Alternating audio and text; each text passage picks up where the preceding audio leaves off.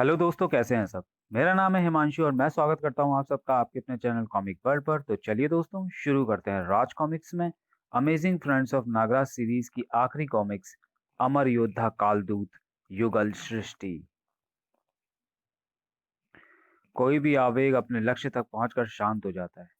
सर्प प्रिया, सर्प संज्ञा और सर्पगंधा जिसने विशाला के रूप में जन्म लिया, इन तीनों महानागिनों का आवेग था प्रतिशोध और लक्ष्य था विश्या, महाविश्या और परम विश्या का प्रेम। तीर ने लक्ष्य को भेदा था। प्रतीक्षा अब समाप्त हो चुकी थी। मैं योग बल से अपनी प्राण शक्ति तुम्हें प्रदान कर रही हूँ। जागो सर्पगंधा। आह, महाविश्या, तुम्हारा प्रेम पीड़ा का रूप धारण करके आज भी मेरे वक्ष में विद्यमान है। जानने के लिए पड़े मिलन यामिनी। प्रेम को पाने से पूर्व मुझे विशाला के समधिष्ट शरीर को सुरक्षित करना होगा। सर्पगंधा, तुम्हारा प्रेम पाने के लिए मैंने शरीर बदल लिया महाविश्या। मुझे क्षमा कर दो सर्पगंधा। यदि मैं उस समय तुम्हारे वश में त्रिशूल पक्ष में त्रिशूल न घोंपता तो इस त्रिशूल का आघात मेरे कर्तव्य पर होता। क्षमा और पश्चाताप का युग अब समाप्त हो चुका है। प्रेम तुम्हारे हृदय पर दस्तक दे रहा है, उसका स्वागत करो। प्रेम अपनी पूर्णता को पा लेना चाहता था। विश्या, तुम्हारे लिए मैं मानवी से सर्पणी बन गई। अब तो मुझे स्वीकार करने में कोई बाधा नहीं।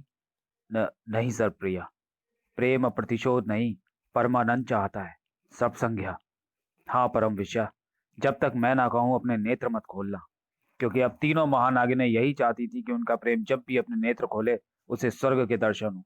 ऐसा स्वर्ग जहां कर्तव्य की बाधा ना हो। ऐसा स्वर्ग जहां अतीत की कटु स्मृतियां ना हो। स्वर्ग के निर्माण के लिए देव शिल्पी विश्वकर्मा का आह्वान कर रही थी तीनों महानागिनें। विश्वकर्मा को आना ही पड़ा। मुझसे क्या चाहती हो देवियों? हम चाहते हैं आप हमारे लिए एक नए स्वर्ग का निर्माण करें। एक नए स्वर्ग का निर्माण? यह विधि के विधान के विरुद्ध होगा। तुम कुछ और मांग लो। इससे कम में हमें संतोष नहीं होगा देवशिल्पी। यदि मैंने इनके लिए स्वर्ग का निर्माण ना किया तो इनका क्रोध अवश्य ही एक नरक का निर्माण कर डालेगा। क्या सोच रहे हो देवशिल्पी? यही कि मुझे तुम्हारी इच्छा पूर्ण कर देनी चाहिए। धन्यवाद। विधि के विधान में जो छेड़छाड़ हुई है उसका परिणाम सभी को भुगतना होगा। महानागिनों की हट ने एक महाशक्तिशाली आयाम को छेड़ दिया था। फड़ाक, किसकी मौत आई, किसने किया दुस्साहस और छेड़ा हमारा आयाम, युगल सृष्टि। त्रिकालदर्शी कालदूत में निर्णय नहीं कर पा रहे थे कि वो क्या करें क्या ना करें। अब मैं सर्प संज्ञा के प्रेम को अस्वीकार करूं तो कैसे? मुझसे भी सर्प प्रिया के प्रेम को अस्वीकार करने का सामर्थ्य नहीं है। महानागिनों का प्रेम हमारी परीक्षा ले रहा है। हमें उस अग्नि परीक्षा से गुजरना ही होगा। अग्नि परीक्षा की पृष्ठभूमि तैयार थी। विधि के विधान में इच्छाधारी नागिनों का हस्तक्षेप, जिसके कारण हमें नागलोक में आना पड़ा। अब संपूर्ण नाग सृष्टि इसका परिणाम भोगेगी। यहाँ प्रेम भूमि तैयार हो रही थी। महानागिनों के स्वर्ग में आपका स्वागत है। लेकिन खंजर खड़ाक, ये किसका दुस्साहस है? दुस्साहस तो तुम मूर्ख नागिनों ने किया था। यह उस दुस्साहस की प्रतिक्रिया है। विचित्र मूर्खों, तुम ये नहीं जानते कि अब तुम्हारे प्राण संकट में पड़ चुके हैं। ठहरो सर्प संज्ञा, पहले इन विचित्र प्राणियों से ये तो जान लो कि ये तुम्हारे किस दुस्साहस पर प्रतिक्रिया कर रहे हैं। तुम बुद्धिमान जान पड़ते हो नागपुरुष। जान नहीं चाहते हो तो सुनो। इन मूर्ख नागिनों की हट के कारण देव शिल्पी ने एक नए स्वर्ग का निर्माण किया। विधान के विरुद्ध स्वर्ग का निर्माण करने के कारण हम युगलों की सृष्टि का आयाम द्वार खुल गया और हम चारों द्वारपाल नागलोक में आ गिरे। नागलोक का वातावरण हमारे अनुकूल है, इसलिए हमने निर्णय लिया है कि युगल सृष्टि के द्वारपाल बने रहने से अच्छा है कि हम नागलोक के सम्राट बन जाएं। द्वारपाल के सम्राट पद का स्वप्न लेना भी संगीन अपराध की श्रेणी में आता है। उचित तो यही रहेगा कि नागलोक में तुम्हारी समाधि बना दी जाए। तनिक रुको सरप्रिया। युगलों, तुम चाहो तो इस विवाद को शांतिपूर्ण ढंग से भी निपटाया जा सकता है। आधिपत्य शांति पूर्ण ढंग से कायम नहीं हुआ करते। बातें विवाद का रूप ले रही हैं और विवाद समय व्यर्थ करता है। खच खच खच, थप थप। तुम्हारे साधारण अस्त्र हम युगल सृष्टि के असाधारण प्राणियों का कुछ नहीं बिगाड़ सकते। कर, और हमारे अस्त्र तुम्हारे साथ साथ तुम्हारी सृष्टि का भी अंत कर सकते हैं। इन पिंडों में असाधारण शक्ति है। सर्पगंधा, हमारे पीछे आओ। भयंकरता महाशक्तियों का टकराव। हिस, कर, बड़ा, व्रूम। परिणाम आशा के विपरीत था। ओह, चीर चला का प्रहार निष्फल हो गया। काल सर्पी वापस लौट आई। ऐसा पहले कभी नहीं हुआ था। तीनों ही कालजयी शक्तियां थीं। काल त्रिशूल लक्ष्य का भेदन न कर सका। उनका चूक जाना साधारण बात नहीं थी। महाशक्तियां क्यों चूक गईं? यही मानसिक मंत्रणा कर रहे थे तीनों शक्ति धारक। तुम ठीक कहते हो विश्या। महाविश्य, आपका क्या मत है? मैं भी महात्मा विश्या की बात से सहमत हूं। एक अभूतपूर्व निर्णय लिया था तीनों महासर्पों ने। हमें नागलोक की रक्षा के लिए युगल रूप में आना होगा। युगलों की शक्ति का सामना करने के लिए हमें भी युगल प्राण शक्ति व युगल शस्त्र शक्ति की आवश्यकता पड़ेगी। हमें स्वीकार है। तीनों महानागिनों के लिए यह संधि अति प्रसन्नता की बात थी। युगल रूप में आने से पूर्व हम सभी को एक बात जान लेना अत्यंत आवश्यक है कि एक बार संयुक्त होने के उपरांत हमारा विभक्त होना तभी संभव होगा जब हम सभी एक मत होकर विभक्त होना चाहेंगे। अब हमें विभक्त होने की आवश्यकता ही नहीं। यदि नागलोक संकट में ना होता तो ऐसा हम कदापि ना करते। प्रेम ने इनके कर्तव्य बोध को ढक लिया है। अपनी इच्छा शक्ति का प्रयोग करके अद्भुत युगल रूप में आ चुके थे तीनों महानाग और तीनों महानागिन। योद्धा, तुमने भी युगल रूप धारण कर लिया, अर्थात तुमने हमारी अधीनता स्वीकार कर ली। नहीं, हमने ये युगल रूप तुम्हारी गलत सोच को बदलने के लिए धारण किया है। तुम्हारे संयुक्त होने से तुम्हारी प्राण शक्ति व तुम्हारे शस्त्रों की शक्ति हमारे समकक्ष हो गई है। लेकिन इसका यह अर्थ बिल्कुल नहीं कि तुम तुच्छ जीव हम युगलों का मुकाबला कर पाने में सक्षम हो गए। हम तुम्हें सोचने का एक अवसर देते हैं। तुम शांतिपूर्ण ढंग से अपने आयाम में लौट जाओ। यदि आवश्यकता हो तो तुम्हारा आयाम द्वार खोलने में हम तुम्हारी सहायता भी करेंगे। अब आयाम द्वार नहीं, तुम तुच्छ नागों के लिए मृत्यु द्वार खुलेगा। तेरा इतना दुस्साहस! नाग ब्रह्म शक्ति प्रकट हो। अद्भुत! मेरा त्रिशूल भी नाग ब्रह्म शक्ति से भर गया और नाग ब्रह्म शक्ति भी त्रिशूल की शक्ति से युक्त हो गई। हम युगलों को इससे कोई फर्क नहीं पड़ता। नाग ब्रह्म शक्ति इन दैत्यों का संहार करो। नाग ब्रह्म शक्ति का प्रहार भयंकर था।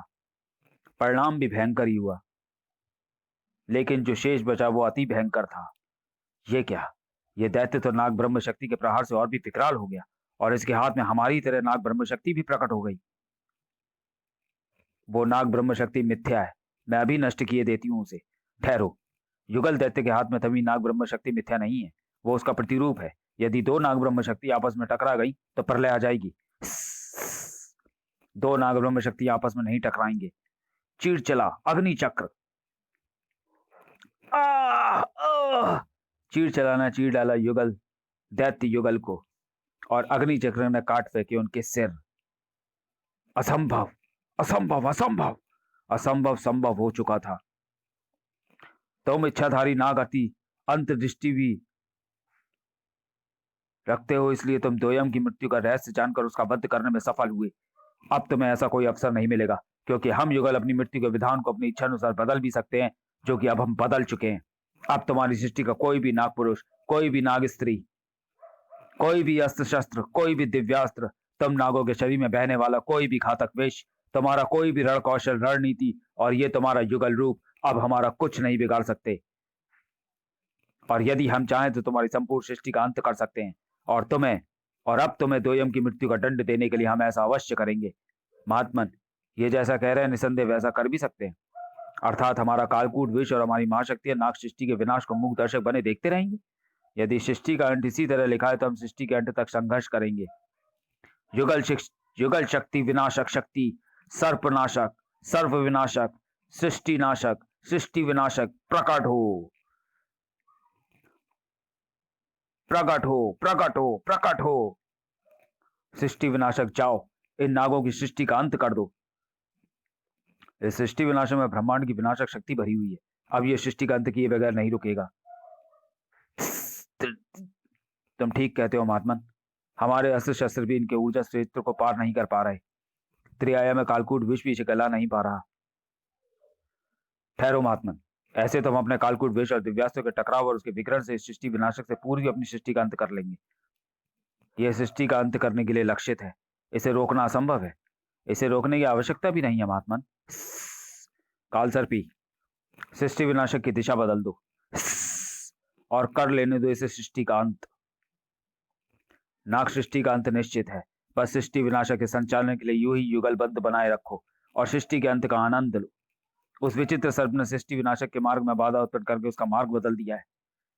चीर चला उस भूमि खंड को चीर डालो जिस पर युगलबद्ध बनाए हुए वे तीनों युगल उस सृष्टि विनाशक का संचालन कर रहे हैं। क्यों व्यर्थ के प्रयास में लगे हो? अपने अंतिम समय में तुम इस भूमि खंड को अलग करके आखिर क्या क्या चाहते हो? तुम जीते जी स्वर्ग की यात्रा करना चाहते हैं। तुम्हें जीते जी स्वर्ग की यात्रा कराना चाहते हैं। जाओ, काल त्रिशूल, इन प्रलय दूतों को महानागिनों की जीवन सृष्टि उनके स्वर्ग में ले जाकर स्वर्गवासी बना दो। यह त्रिशूल तो हमें बलपूर्वक उन महानागिनों की नवीन सृष्टि की ओर लिए जा रहा है। हाँ, उसी ओर जहां काल सर्पी ने तुम्हारे सृष्टि विनाशक को पहुंचा दिया है। तो ये थी तुम्हारी योजना? असंभव। सृष्टि विनाशक सृष्टि का अंत करने के लिए लक्षित था और सृष्टि का अंत करके ही रुका। सृष्टि विनाशक को किसी सृष्टि का अंत तो करना ही था। हमें खेद है, वो सृष्टि तुम्हारी नवीन सृष्टि तुम्हारा स्वर्ग थी। हमारा युगल रूप किसी स्वर्ग से कम नहीं। सृष्टि का अंत देखकर भी इनका कर्तव्य बोध नहीं जागा। उफ, महानागिनों की हठ धर्मिता और इनका प्रेम। समाप्त। तो चलिए दोस्तों, इसी वीडियो के साथ amazing friends of Nagraj series होती है कंप्लीट। तो चलिए दोस्तों, मिलते हैं किसी दूसरी कॉमिक्स में अगले वीडियो में। तब तक के लिए धन्यवाद।